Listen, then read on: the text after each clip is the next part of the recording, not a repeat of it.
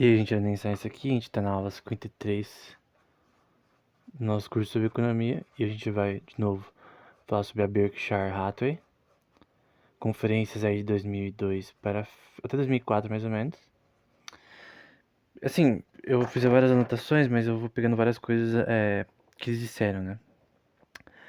Uma delas é sobre, na de 2002, né? Sobre como as empresas de seguros, né? Podem ter várias legal claims durante o ano, né? Então, o que são legal claims? Então, a Berkshire Hathaway tem muito seguro, muitos negócios associados a seguros, como a Geico, seguro de carros, seguro de todo tipo de coisa. Então, o que basicamente o seguro faz? É basicamente uma... as pessoas pagam um flow de capital. Então, isso, na verdade, todo seguro é assim, né? Tem até uma obra que fala sobre um nascimento do seguro, sobre uma questão associada a isso, né? Então, basicamente, você tem um inflow de capital contínuo de pagamentos, né? Que é associado a essa subscrição. Então, tem uma subscrição e basicamente, vamos supor que seja seguro de carro. Então, vamos supor que o carro é roubado. Então, o seguro diz é contra roubo de carro, né? Roubo do carro, pode ser celular, pode ser qualquer coisa. Na hora que o carro for furtado, dependendo do valor, então a claim pode ser feita é para pagar esse valor. Tem um influxo de capital mensal contínuo que vai é um stream de capital contínuo que vai até a empresa. Só que no momento que as legal claims são superiores ao inflow de capital, você tem um problema, né? Que basicamente não vai ter como pagar, né? Essa questão. Então é muito importante para uma empresa de seguros estruturar bem seus produtos, né? Para não ter problemas em relação ao outflow de capital deles, né? O outflow é quando o pagamento é feito por N razões, para N pessoas. Então, N pessoas. Obviamente, tem muita fraude em seguros. Então, pessoas querem fraudar. Então, por exemplo, lojas de joias que têm seguro contra roubo, mas na verdade elas mesmas que fizeram isso, de certa forma, para ter o dinheiro, enfim. Tem uma questão muito jurídica, legal, associada a seguros, mas o grande ponto é que tem anos que pode dar pode dar merda, né? Sei lá, um furacão e você tem seguro pra furacão, pra destruição de casa, incêndio. Na história de seguro já aconteceu isso, né? Nas primeiras empresas de seguros ali na Inglaterra, contra incêndio. Aí teve um incêndio enorme em Londres e a empresa faliu. Então, acontece, né? Mas eles falam sobre essa questão, né? Eles falam sobre como a probabilidade matemática,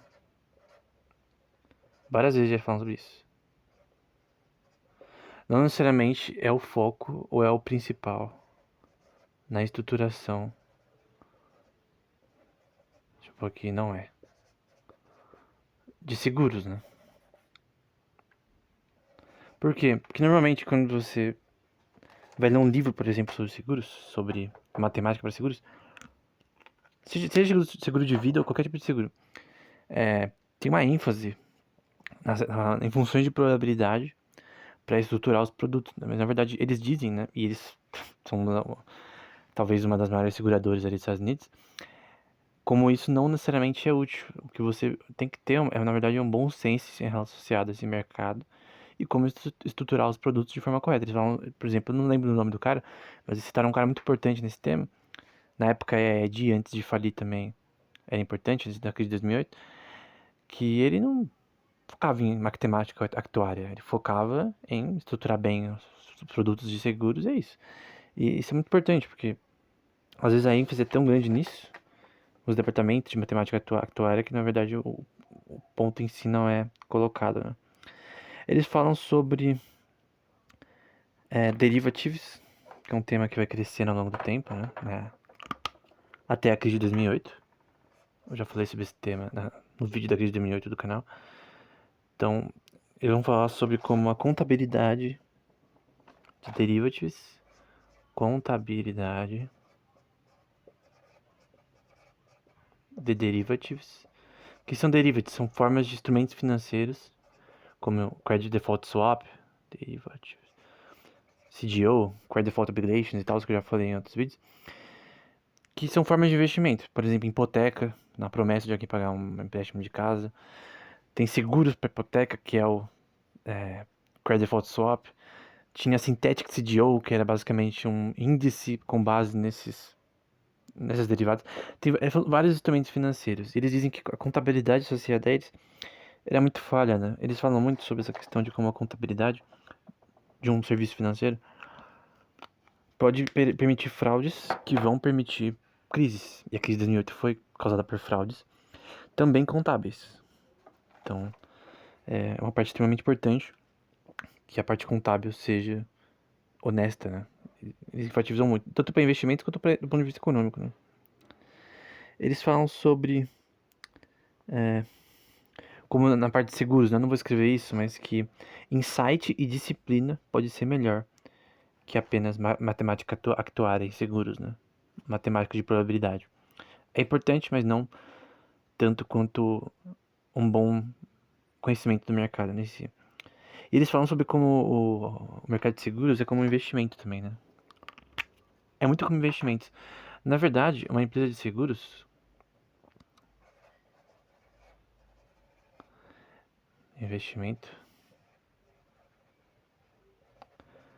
ele é muito estruturado com fundos, né? Por exemplo, existem fundos de seguros. Porque a gente já viu que em seguros você tem um inflow de capital contínuo. Só que você tem coisas como inflação, depreciação e coisas do tipo. O que a empresa seguradora tem que fazer? Ela tem um fundo em que ela administra esse fundo, investe esse dinheiro, que é o inflow de capital, que basicamente é uma pool de capital, para caso tenha danos em propriedades, em empresas, em estoque de mercadoria, enchente, enfim, furacão, sei lá.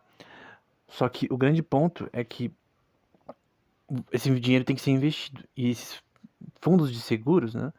Eles, que é insurance funds, eles também investem esse dinheiro em fundos mútuos, em private equity, em ações, em títulos. Então, uma empresa de seguro ela investe em coisas como ações,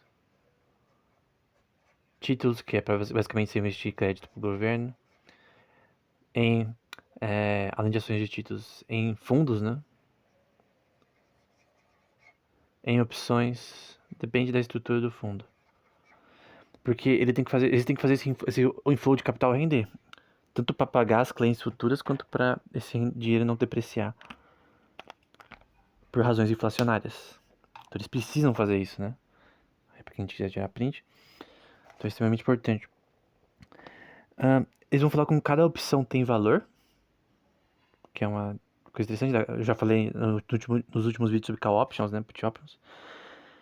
Sobre que existe um grande custo de auditar custos e coisas do tipo, né, contábeis, e que isso é um custo que pode ser alto dependendo da empresa, né, então você tem que deixar as coisas simples, né. Tem empresas que gastam muito em auditoria, né, e é um problema. Eles também vão falar sobre o problema de entregar options, que é um problema de clearance, então é chamado de fail to deliver, como naked puts, né. Então, problemas no mercado de options, né?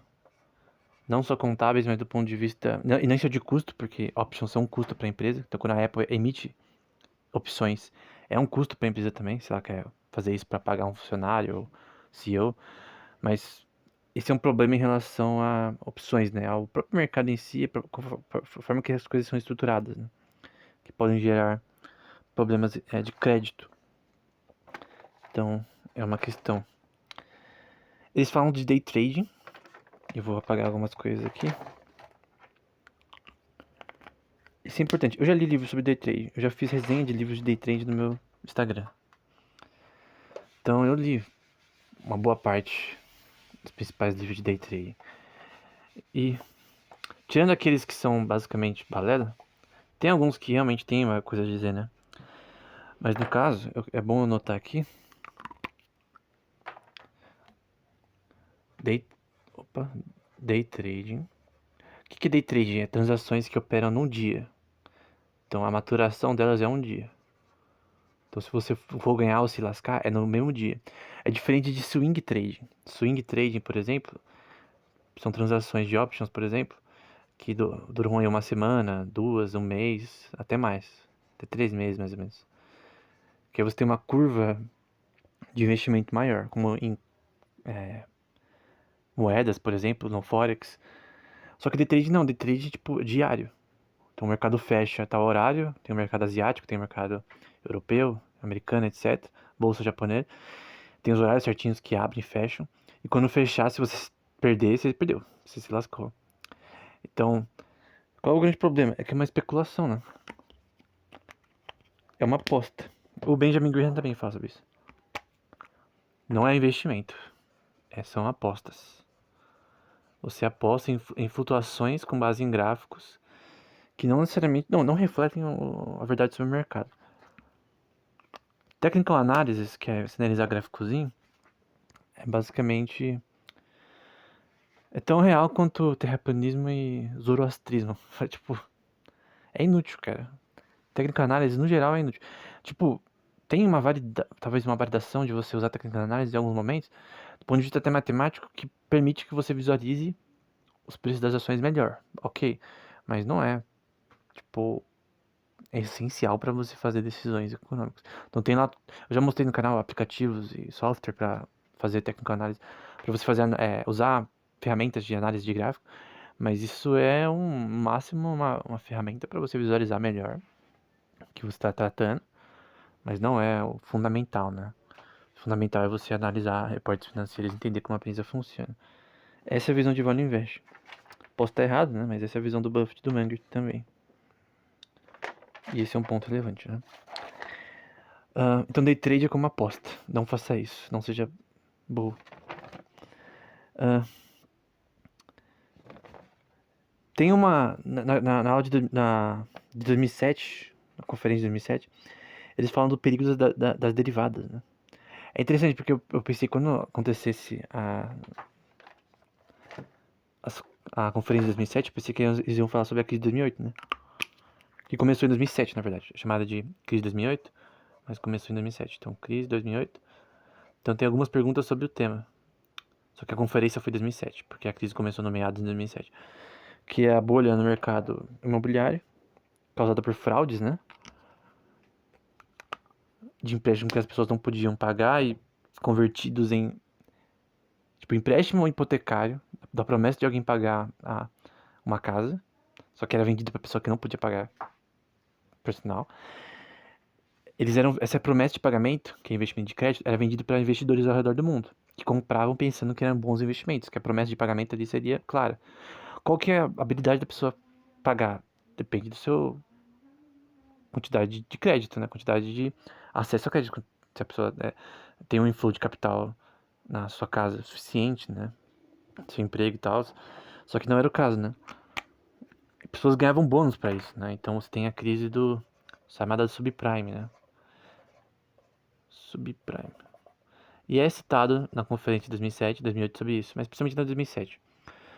Com Credit Default Swap, Credit Default Obligation, Synthetic CDO e etc, que eu já falei em outros vídeos. Então essa crise foi causada por fraudes imobiliárias. Tinha uma falsificação de documentos pra, que, que provavam que as pessoas não podiam. Assim, eram falsificados documentos que na verdade o real era que as pessoas não podiam pagar essas hipotecas.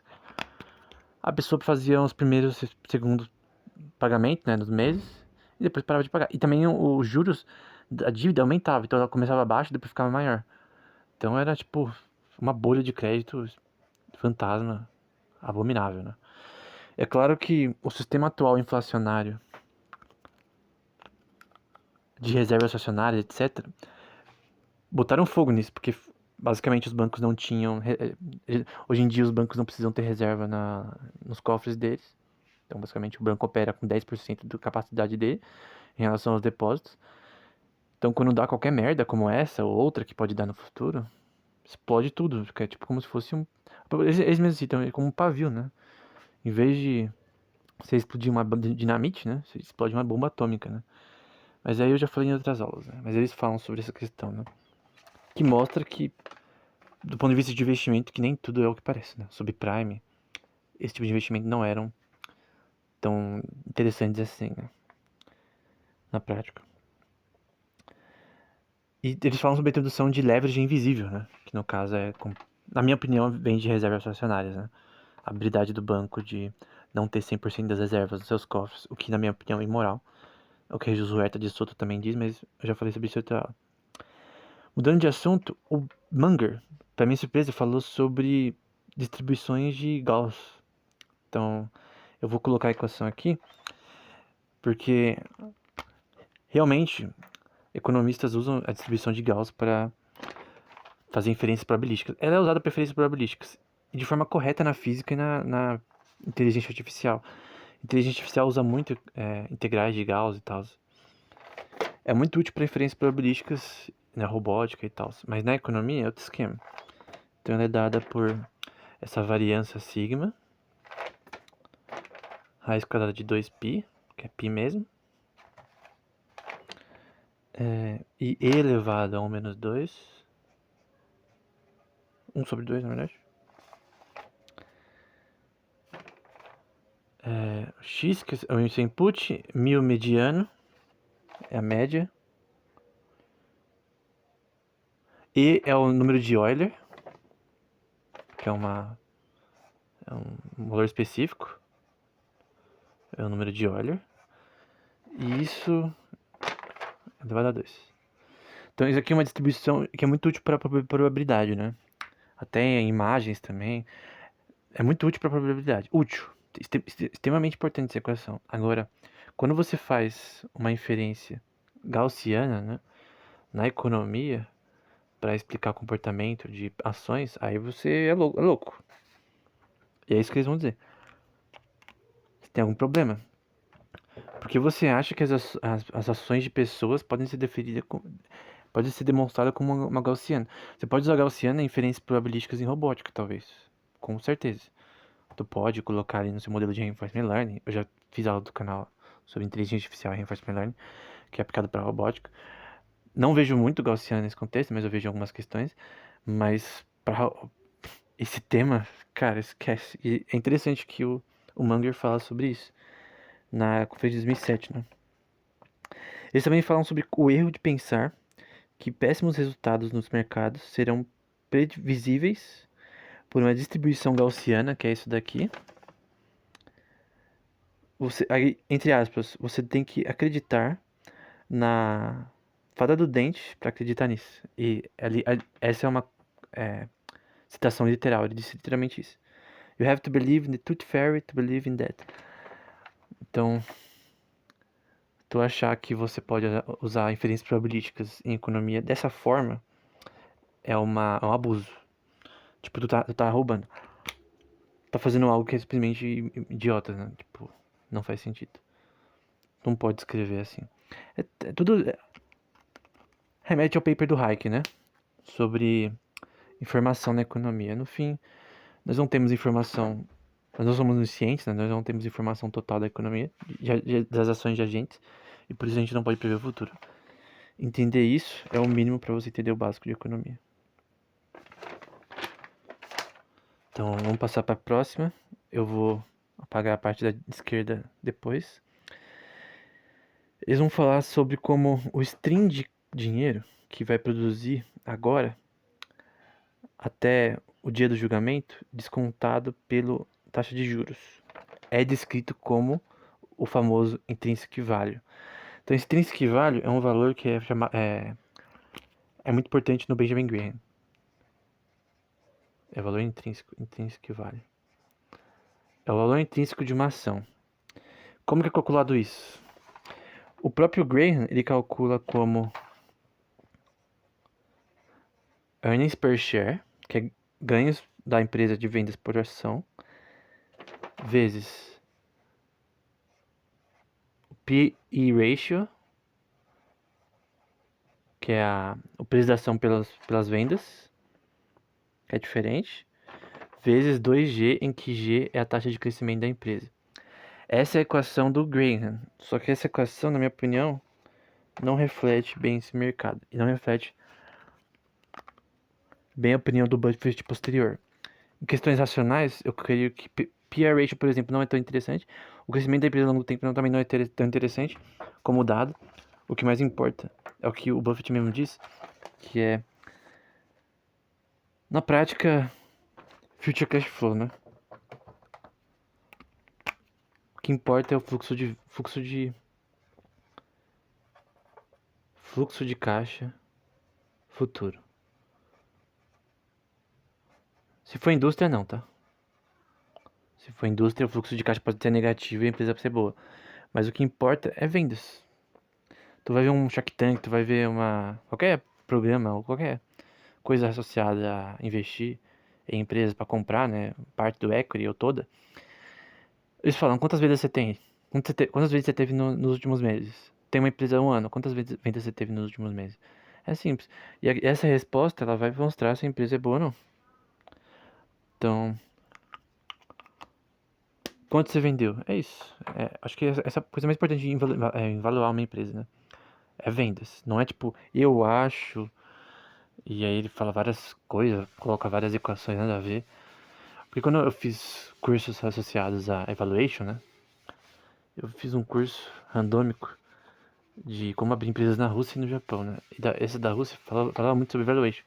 Tinha várias métricas e tal, mas no fim, tudo isso é inútil. O que importa é vendas mesmo. Como é calculado isso daí, né? Você vai ter o future cash flow, né? A soma.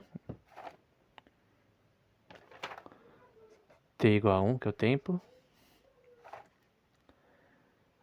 Do future cash flow. Não, do free cash flow da empresa. Do fluxo de caixa livre. Free cash flow. 1 mais R, que é a taxa de juros. Não, desculpa, o R é discount rate. É a taxa de desconto. Taxa de desconto. Que pode ser usado os títulos de 10 anos nos Estados Unidos. Que normalmente eu vou colocar aqui um valor randômico.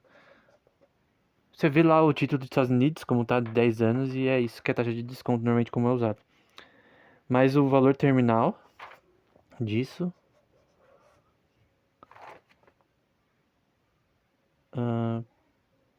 pelo mesmo, ao longo do tempo. Aí você leva N porque é ao longo do tempo. E aqui é T. Só que N vezes que tá rodando isso, né? Embora tenha outras equações para descrever isso aí. Então, é o free cash flow. Future cash flow, né? Isso é com base nos cash flows passados, né? Então, quanto de vendas que a empresa teve ao longo do tempo, quanto de inflow de capital que teve, você ajusta para uma taxa de desconto associada a isso com base em títulos, né, do governo. É isso. De 10 anos, né? Ainda assim não é o suficiente, né? Não é uma bala de prata. Você ainda tem que usar outras relações para analisar isso, né?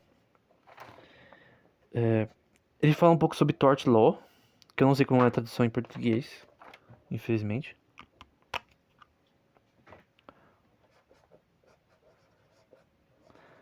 Não é common law é lei comum. Eu sei que é diferente na literatura nesse contexto. Mas são leis associadas à lei trabalhista. Eu não sei se essa é a tradução correta em português, mas é associada à lei trabalhista. E eles falam como, por exemplo, as leis na Califórnia. Então vou pôr aqui. Califórnia. Na Flórida, no geral também. Podem atrapalhar empresas, né? Isso é normal. Então tem estados nos Estados Unidos que é mais fácil você processar o seu patrão do que outros. Isso pode dar merda. Do ponto de vista do patrão, o que pode gerar perdas, o que pode gerar menos contratos futuros em relação a funcionários. Então, a lei do país, no caso dos Estados Unidos, como cada estado tem suas leis em alguns aspectos diferentes, com a mesma Constituição, pode afetar muito, né? Essa lei pode afetar muito uma empresa diretamente. A lei de seguros de uma certa região, sim, isso pode. A Califórnia é citada como exemplo, né? Mas enfim. Vai falar que a inflação é o real inimigo do investidor em termos de retornos. Então a inflação é importante, né? Então a inflação é inimigo. Pô, aqui inflação versus investidor. Mas é melhor. É melhor segurar o que você tem com inflação do que não ter nada, do que você investir e se lascar. E seus ganhos você tem que colocar inflação depois nisso. Todo ano, continuamente. Ele fala sobre como consultadores de compensação são inúteis, né? Que é aqueles caras que decidem quanto cada um vai receber em vários contextos, né? O cara só não pode ser o próprio CEO, né? Senão ferrou.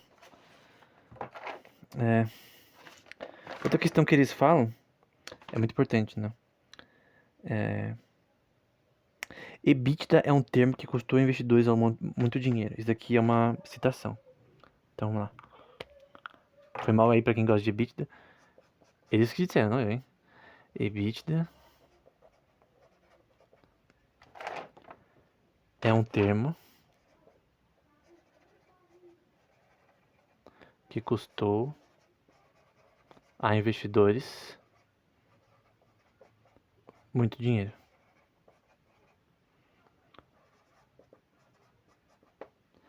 Então esse é um ponto importante.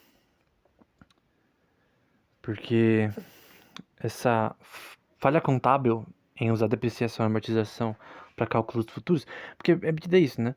Você calcula a depreciação de certos itens a uma certa média, então a média de depreciação e amortização de equipamento de academia.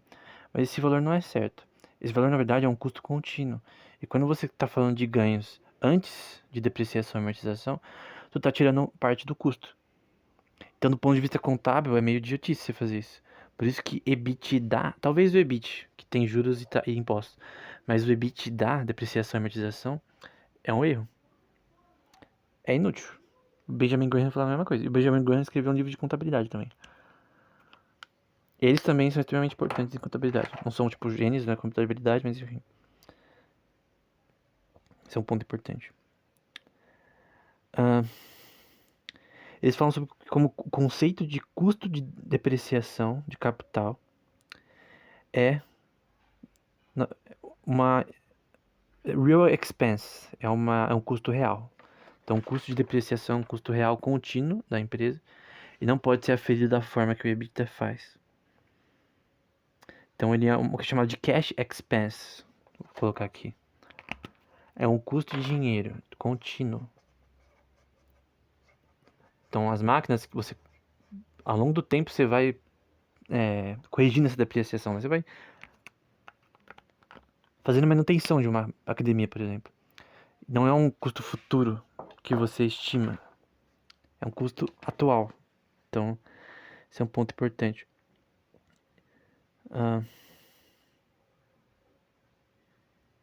Esse é o ponto, né? Falando do conceito de custo de capital também.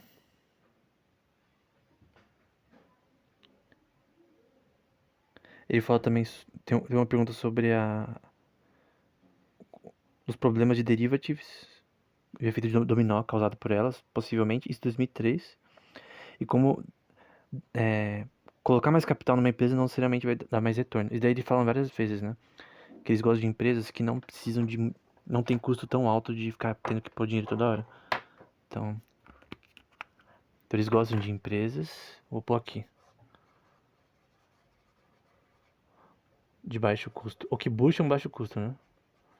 Eles não precisam toda hora colocar dinheiro toda hora para a empresa continuar rodando, né?